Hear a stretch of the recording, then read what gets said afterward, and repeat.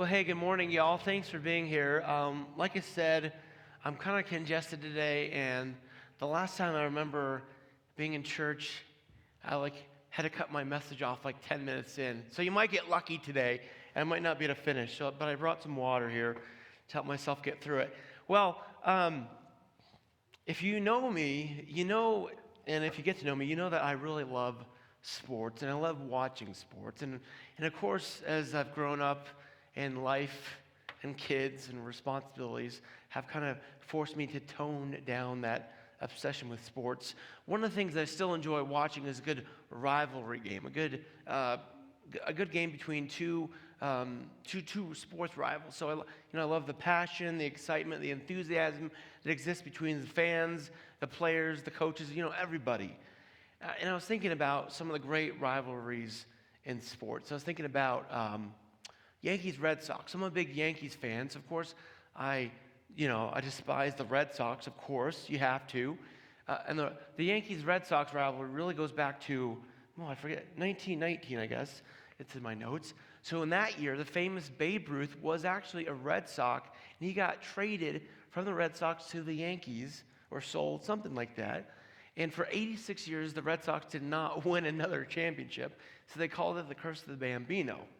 Another one was the Celtics and the Lakers, and then for those of us who were alive in the 80s, the Celtics-Lakers were it. They were the big rivalry in the NBA, and it was Larry Bird and Magic Johnson who were the big rivals. And in some ways, it was the East Coast, West Coast battle, and according to some, even just this epic rivalry that was in the 80s. And then, for those from the Midwest, it's Michigan, Ohio State, college football. And I guess it is, a few years back, it was then new coach Urban Meyer was hired for Ohio State. And he said during a press conference, he said the word Michigan, our competitor is Michigan, which I guess is a big taboo. I guess you're supposed to say that, like the team from up north. So the joke was his wife put on Twitter like, hey, I'm going to go wash his mouth out with soap because he said the word Michigan. And then, of course, who's our big rival here, Broncos fans? The Raiders, yeah. Nebraska, that's another good one, but CU hasn't done a good job of keeping that up. But the Raiders, for sure, even though, man, in time, it seems like the Raiders have gone down, and so have the Broncos. But, and I don't even really understand, like, where that rivalry begins, right?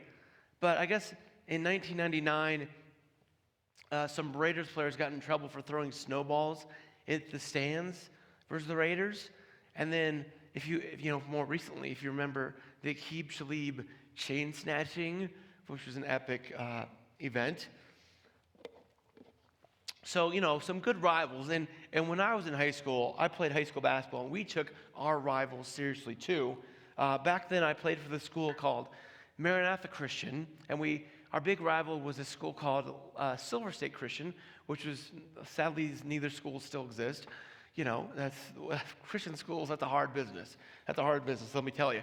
School used to be down in Lakewood, Silver State, and we were two rival schools long even before I was in high school, and the goal was always the same. I mean, you beat Silver State, and as I understood, there was the same thing. They wanted to beat Maranatha.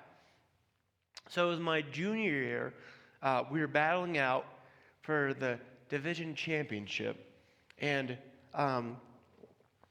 we had already beat them twice that year. We beat them by 3 points and by 7 points in close, hotly contested games. And they say in sports, it's hard to beat a team a third time, and it certainly was for us that third time. So we're in our home gym. The bleachers are packed, filled to the brim. There's a catwalk above the gym, and there's stands, shoulder to shoulder.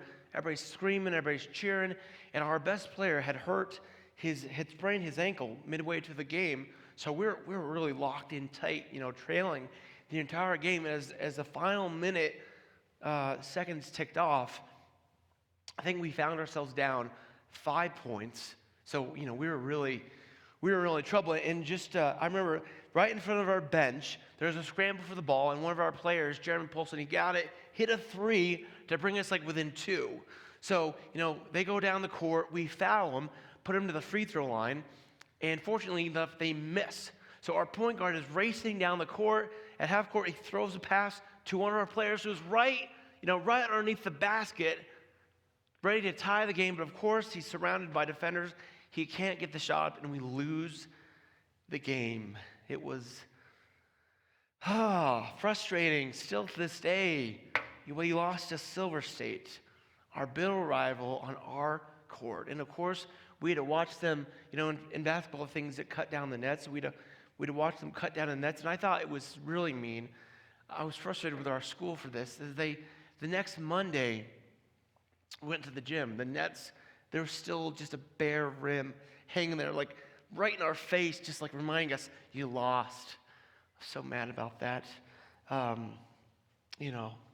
Fortunately, the next year we won, and I still have that piece of net in my letter jacket from high school, so I'm proud of that. But that next year I was at an academic event, and I remember they're seeing this kid from Silver State who was there, another player. And let me tell you, I wanted nothing to do with him at all. He was the rival, he was our enemy, and he had taken our championship. And like I said, fortunately, we beat them the next year. Actually, I remember I was really happy. We beat them like 20 at our home court my senior year. That was really awesome. And we won the league championship. And even to this day, as you can tell, I have a feeling of scorn that seeps through me when I say the word Silver State.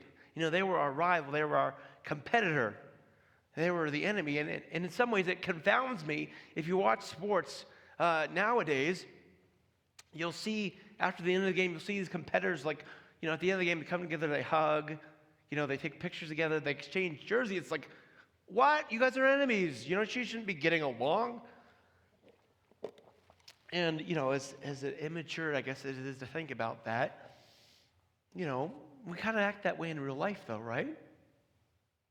We don't have official teams we're a part of as much as we do in sports, but nearly as distinct, and oftentimes with our own distinguishing teams, we have, these unofficial teams, where we have our own activities, apparel, activities. There's a few months ago, there's an article in the New York Times by an author named Paul Lucas. And what's interesting about this guy, Paul Lucas, is he writes for a living on sports uniforms, the different jerseys and aesthetics of athletics, he calls it.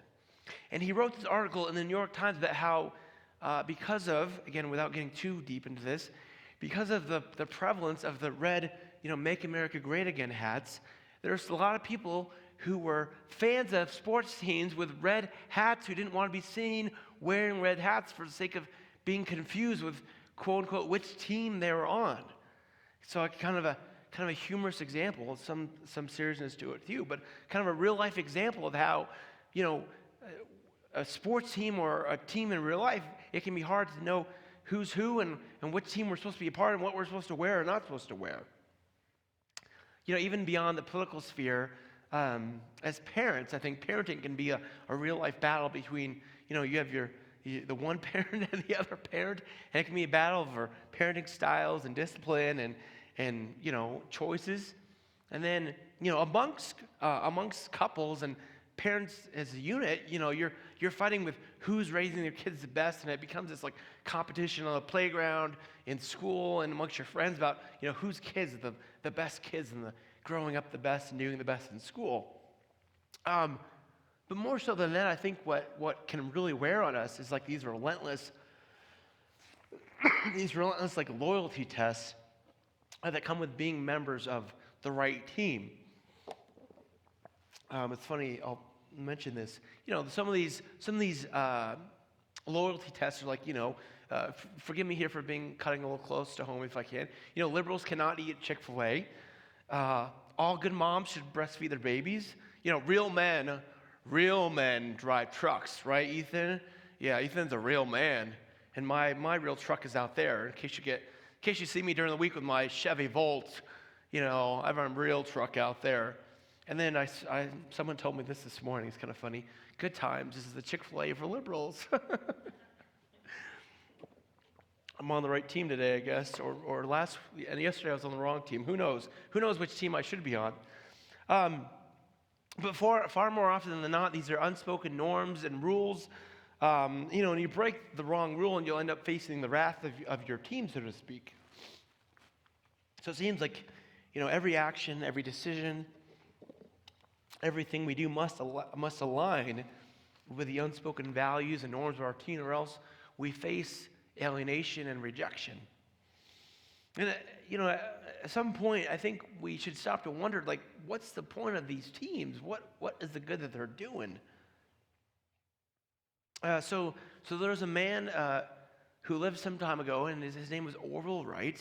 And no, he's not that Orville Wright. If you're thinking of the Wright brothers, I guess there's a different Orville Wright, although I guess he did get to meet that Orville Wright. But this Orville Wright was a military chaplain who served in World War II. And at one point, he was the chief chaplain at Oral Bay, which I guess was in New Guinea, in the Pacific Theater. And there he served at an army hospital, ministering to the death and those disfigured and dying, I guess, at the army hospital. Now, we can only imagine, thinking back, what kind of horrors he dealt with and experienced, as these wounded soldiers came back and he tried to care for them in perhaps their final moments. And I know my wife's grandfather, Karina, her grandfather served in Hawaii, I think, in World War II. And I think he served in some kind of medical orderly type fashion. I know he doesn't even like to talk about it because of, you can only imagine what he had experienced just with that kind of violence and tragedy. But this Orville Wright, because of this, what he experienced, he found, it took a toll on his faith, and he found himself questioning, the very foundations of his faith. So the thing is, Orville had grown up a very conservative Christian. He had been taught to believe that God would only let you into heaven if you did everything right and believed everything right. All your beliefs, all your actions had to be right on. And he came out of a tradition that taught about God's forgiveness, but had a hard time allowing people to experience God's forgiveness. So in time, he felt that the faith he had been taught, was so restrictive that it turned him into someone just cold and indifferent, remote and unattached to the concerns of others, and really only concerned about getting things right. Now we can imagine amidst the horrors and suffering of World War II, and soldiers coming back from battle, scarred and wounded, you can imagine that he came through a moment of faith crisis. And Orville found that when soldiers were gathering for worship, before perhaps going out on a mission from which they might not return, from which their buddy might not return, from which they might come back scarred or wounded for life, when they gathered for that worship, they weren't interested so much in hearing about lectures about, proper theological doctrine or, theological disputes. They were looking for something to hold on to in the face of, their potential demise. So when Orville returned home after the war, he found himself unable to return to his previous roots that he now found too conflicting and too self-defeating. He had experienced a big, mysterious, inclusive God, full of grace, and being a part of a church that tried to restrict God to only being on one team just didn't feel right to him. So in time, he found a home in the Christian Church Disciples of Christ, a nationwide group of churches that since its beginning has sought to bring people together over the common belief that Jesus is the Christ, rather than a strict adherence to do's and don'ts. So this is our last week in this series that we've been doing since the beginning of September. And we've been looking at some of the ways our individual stories fit into this broader story we're a part of.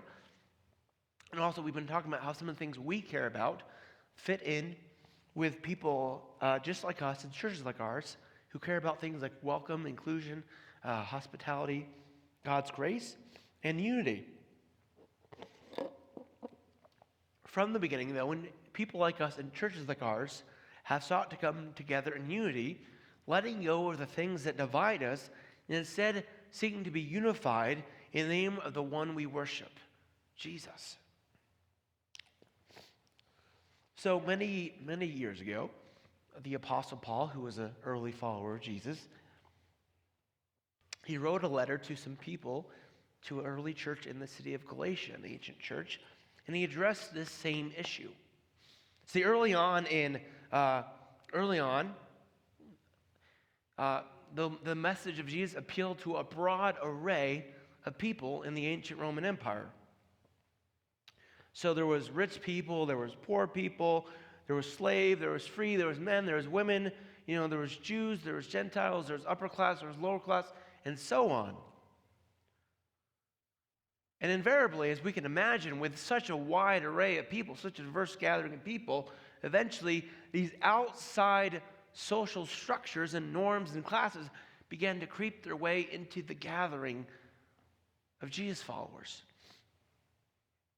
So these followers of Jesus began to be splintered, around their various social norms. In the book of 1 Corinthians, we see Paul addressing like three of these. Some people are like, oh, I follow this guy named Apollos. I follow Paul. So they're splintering about who is going to be the leader. And more so, there's another controversy that Paul writes to in the letter of 1 Corinthians about whether you had to be circumcised or not circumcised. We'll leave that there. And then also in 1 Corinthians, the Apostle Paul talks about, because when they're having communion, there was these rich people having all their big scrumptious meal, and then these poor people are just like huddling over like a tiny little cracker. And Paul was like, hey, this won't work. If you're all together, if you're all followers of Jesus, you have to be all in this together. So he wrote, again, this was the same issue that was happening in a different city, these Galatians. And then in Galatians 3:28, in the midst of this letter he's writing to the Galatians, he says something very stern. He says, there is no longer Jew or Greek, slave or free. There's no longer male or female, for all of you are one in Christ Jesus. In other words, these old labels, they just don't apply. Your identity, first and foremost, is in Christ. Nothing, not your sex, your race, your background, your beliefs, should separate you from other followers of Jesus. So for us, and this broader network of churches we're part of called the Christian Church Disciples of Christ, this principle of unity has been a part of our tradition from the beginning. Early on, folks would say, we have no creed but Christ. Because again, early in the church, and as the church began to form over the hundreds and thousands of years, creeds and doctrines and theological assertions became to be founded and stated and written down. And early on in our tradition, people say, you know what, our only creed is going to be that we follow Christ. Meaning there's no test of faith, no doctrines to adhere to, no theological statements to attest. We're going to come together to worship and follow Jesus. It's about unity, not uniformity.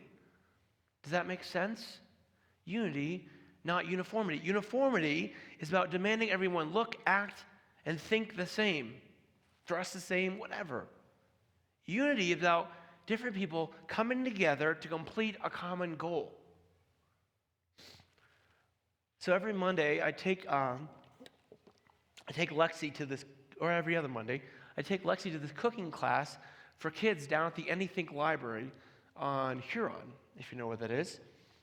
And and usually I'm just trying to sit there and watch, Monday Night Football on my phone, because I'm a A+ dad right here. But I can't help but notice the diversity that's in the room. Like there's kids and families from, different ethnicities, probably different religions, certainly different social, economic statuses. But these kids and these families, they all come together for the purpose of making a simple meal together. And what I found really cool last week was that how cool it is that the kids take the initiative on their own to make sure that every child has a chance to participate in making part of the meal. I know, Lexi, it was only her second time there, and there was this one girl who was like, these kids at her table were like, hey, Lexi, you haven't had a chance to do something. Why don't you do this? And making sure they included everyone. We've been looking as a society, right? We've been looking to the children for our inspiration to bring unification and inclusion to our society for at least for my 37 years, it seems. But here I am, 37, and it seems in many ways we're just as divided as we were when I was a kid, and we've yet to see those dreams come to fruition. And instead, as I've aged, as my peers have aged, we've fallen into these same cultural cliches and cliques and norms that are about isolating and alienating those who differ from us. So what else can we do then? How do we get out of that endless or seemingly endless cycle of just falling into these divisions and cliques and social norms? So in our tradition, being that there's no dues to pay, no dotted lines to sign, no doctrinal statements to adhere to, what's held people together is their commitment to one another, a word we call covenant. Now, the word covenant is a noun meaning an agreement, a contract, or a compact that speaks understanding between two or more parties. But what I find interesting is that the word covenant can also be used as a verb. My mom was a grammar teacher, so I kind of like, sometimes digging into what parts of speech, that's the word. So the word covenant can also be used as a verb talking about something we do, something we take action in doing, something we're going to do now and then into the future. When we marry, we covenant to love and support one another now and into the future, in sickness and in health, as long as we both shall live, right? So those of us who've been married, or perhaps, in a long-term relationship, we made some kind of commitment to each other, we can attest to the significance and what's required of that covenant, of understanding covenant as a verb. Because let me tell you, as someone who's been married 15 years, when the stress of life and work and bills and kids and mortgages, when that starts to rear its ugly head, when life happens, sometimes we have to lean into that covenant we made and said, hey, you know what? I'm still doing this. I'm still into this. Now and then into the future. And really, I think it can be the same exact way at church. Because sometimes we're people, we don't always get along. Sometimes we're going to think differently about things. But we're going to say, hey, we're committed to each other. We're covenanting together for the purpose of making God's good news made in Jesus known to our community, to our world. So here at Mission Gathering, we're never going to ask you to complete a test of faith or adhere to a doctrinal statement or completely agree with every theological assertion. We're going to let you be you. But we are going to ask you and invite you to covenant, to come together and work together toward the common mission and purpose of sharing God's good news made known in Jesus. Remember, unity, not uniformity. So the choice before us then, to me, is quite simple. And it's clearly on display right now in our nation. We can pick teams, we can choose sides, and fight like tooth and nail to achieve victory for our team. Or we can come together in spite of our differences and work together for the good of all. One thing for sure, we'll never reach our potential. We'll never complete apart what we can do together when we unify under our identity as followers of Jesus. I believe that a unified church won't be built by demanding you embrace certain tests of faith, certain practices of faith, as one group or another sees them.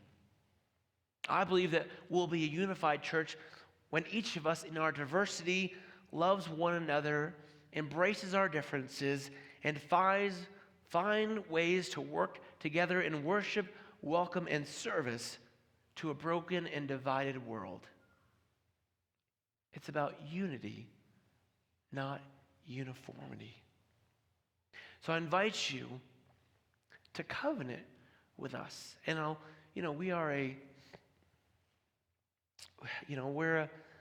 as it was said to me today, it's not about membership, it's not about signing on to the dotted line. It's about being a part of covenant of God's church, what we're here as part of God's church trying to do together. And as being the kind of church we are, we're going to let you decide how and in what manner you'd like to make that covenant, whether that's in your heart with God, whether that's a conversation. We'll let you be you in that way. We invite you to be a part of this thing we're doing together.